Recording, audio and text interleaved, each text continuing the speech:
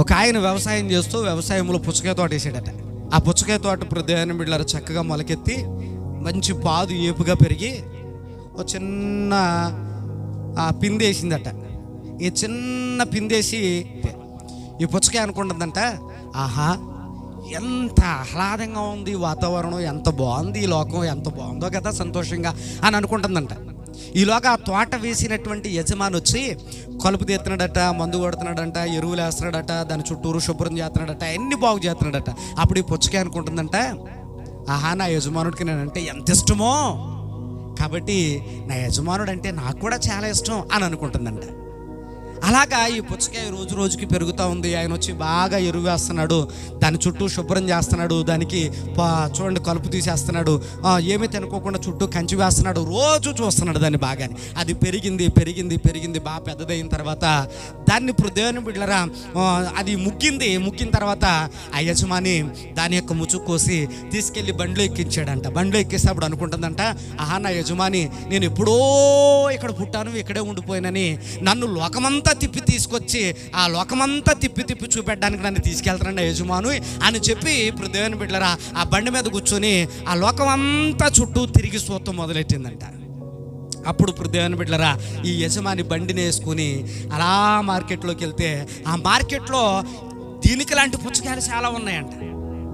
అవన్నీ కూడా ఏమవుతున్నాయనంటే ఇప్పుడు దేవుని బిడ్డలారా నీలాంటి వాళ్ళు నాలాంటి వాళ్ళు దాని మీద పెట్టి సాకుచ్చుకుని పరాపరా కోసేసి ముక్కల కింద చేసేసి దాన్ని కొంతమంది జ్యూస్లాగా ఆడేస్తున్నారంట, కొంతమంది ముక్కల కింద చేసుకుని తినేస్తున్నారంట. దీని గుండె ఆగిపోయి అంట. ఎందుకనంటే అవి చూస్తూ ఉంది ఇప్పుడు దేవుని బిడ్డలారా, చూస్తూ ఉందంట. చూస్తూ ఉంటుంటే ఆ పుచ్చకాయలు కోస్తూ ఉంటే పుచ్చకాయలు అన్నీ ఏడుస్తున్నాయంట ఇప్పుడు దేవుని బిడ్డలారా. దీనికి కూడా చాలా గుండెలు అవిసిపోయాయి. అప్పుడు అనుకుందంటే పుచ్చకాయ దేవుని బిడ్డలారా తీసుకెళ్ళాడు, ఒక నీలాంటి వాళ్ళకి నాలాంటి వాళ్ళకి అమ్మేశారు దేవుని బిడ్డలారా. అమ్మేసిన తర్వాత కొనుక్కొని ఆ పక్కన పెట్టుకుని డబ్బులు ఇచ్చేటప్పటికి ఈ పుచ్చకాయ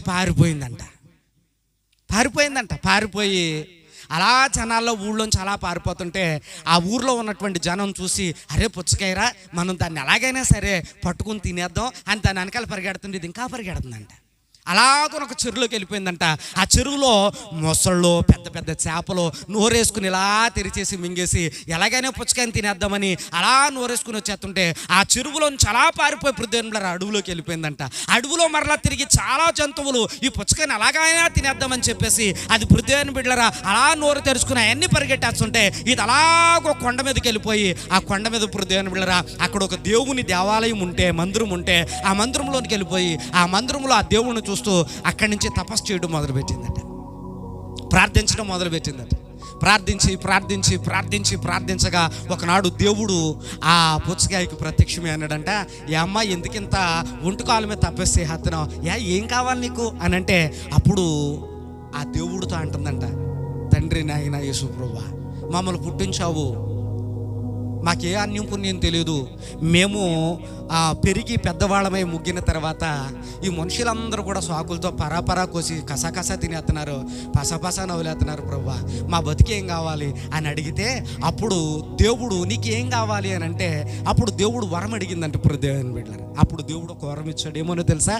ఇదిగో నీవెప్పుడైతే ఆ పాదు నుండి ముచ్చుకి కోయబడుతుందో వెంటనే నీలో ఉండేటువంటి జీవము నీలో ఉండే ఒక విత్తనం రూపంలోకి వెళ్ళిపోతుంది, అందులో ఉంటుంది. అప్పుడు నువ్వు పుచ్చకాయని ఎవరు కోసినా నీకు నొప్పి కలగదు. అప్పుడు ఆ విత్తనాన్ని తీసుకెళ్ళి ఇంకో చోట వేస్తారు, అక్కడ నీకు కొత్త జీవితం మొదలవుతుంది. దేవునికి స్తోత్రం. గట్టిగా చెప్తాం అందరం హల్లెలూయా. మీరు బాగా గమనించండి ప్రదేశంలరా, ఈ దేహం కూడా అలాంటిదే, పుచ్చకాయ లాంటిది ప్రదేశంలరా. మీరు బాగా గమనించండి, ఏ నాటికైనా ఇది పగిలిపోద్ది, ఏ నాటికైనా ఇది వాడిపోద్ది.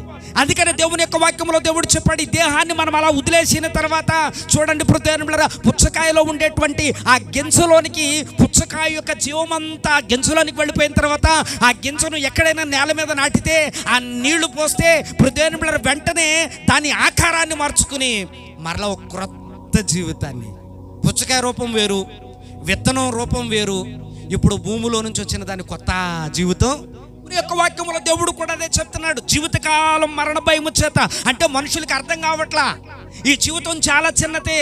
వాక్యంలో దేవుడు చెప్తున్నాడు, మరణం ఎప్పుడు ఎవరికి సంభవించడం ఎవరికి తెలియదు. వాక్యంలో ఎప్పుడో దేవుడు చెప్పాడు 90వ కీర్తనలో మోషే కాలం నాటి మాట. 70 సంవత్సరాలు అధికం ఉంటే 80 సంవత్సరాలు.